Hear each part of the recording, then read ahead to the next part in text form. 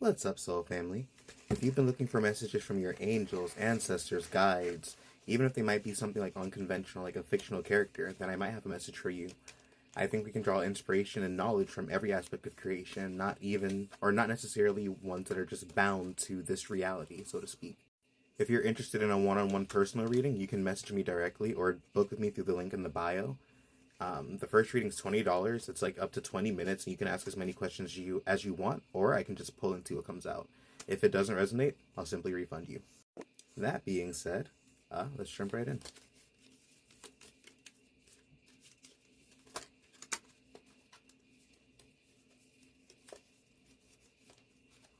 I think I have like 4, or maybe, nope, 5 though. So the first one we have is bread with period of prosperity and abundance. We have bear with danger, especially in money matters. Interesting. We have purse, which is pay attention to your finances. This is chair, empty, and this means someone is leaving your life. Sorry. And then we have flag with it, which is do not be tempted to lower your standards. So right off the bat, I definitely feel like there's the energy of a couple of things. When it says don't lower your standards, I think that means both in love and both financially. So maybe you have certain ideas as far as like what you want to experience, as far as like luxury, as far as money, as far as like what standards you have, as far as like what kind of job you'll even take, and how much money you'll work for. And I don't think that's a bad thing. Sometimes, especially in the face of there being money issues, and in face of us having to be very tight with the money that we have and the resources that we have, we can almost sometimes go back to, or sometimes regress. I wouldn't say regress, but sometimes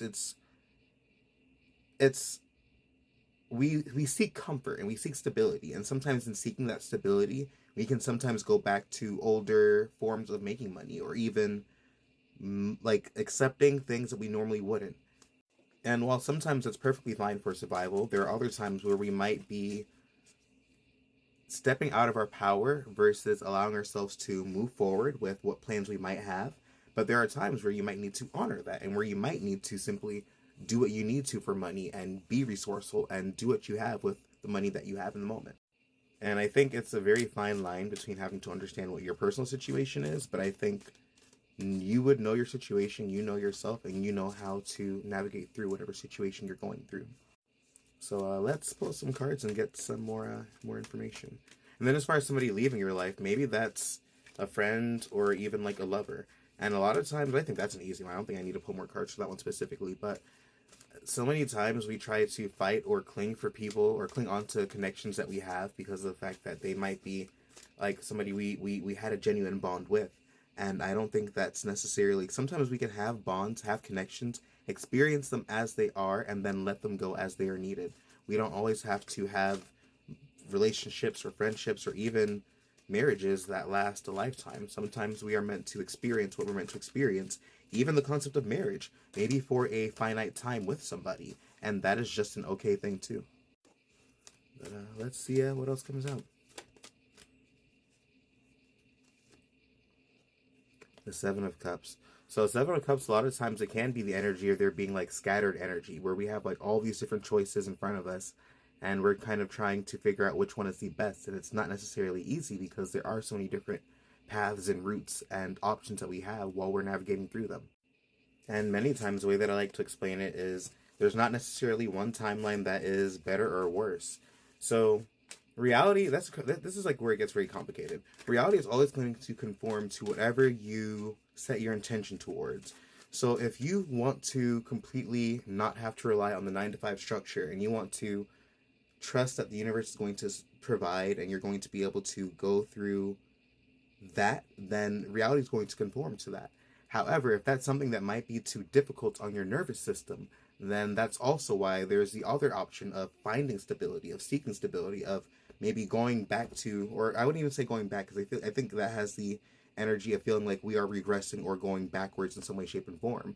But using the resources of maybe a job that might not necessarily be what you want in order to get to where you got to get to.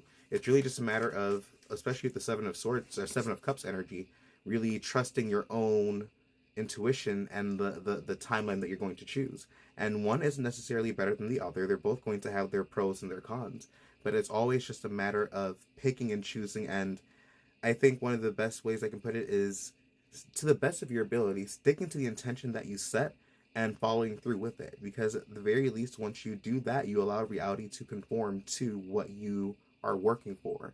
And it happens a lot smoother than when you are kind of scattered between this timeline and that timeline and not really knowing which one you want to do.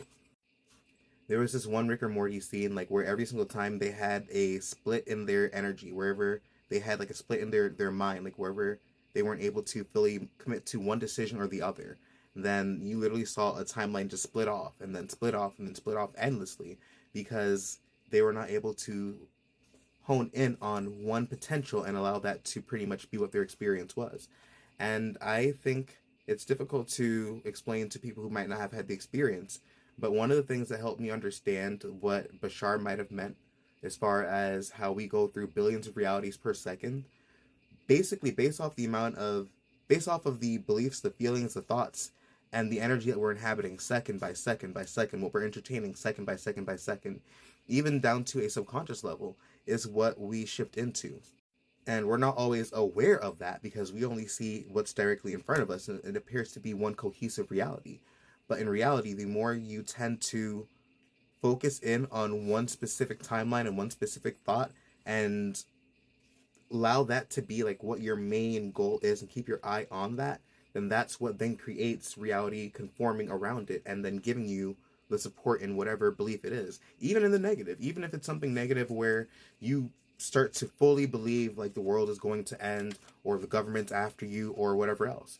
It might seem, so it could be a couple things depending on the level of your ability to ground that reality in there. You might just be one of those people who could just be appearing as somebody paranoid, or you could become somebody who might actually start to draw in experiences of being of attracting in experiences that may be reflective of the government following you or doing whatever else.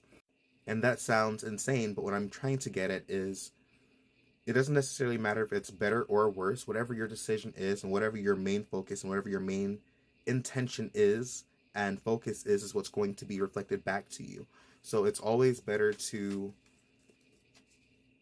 try your best to, if you're going to entertain multiple different timelines because you're not too sure what you're going to do, narrow it down to the best of your ability and know more or less where you want to head.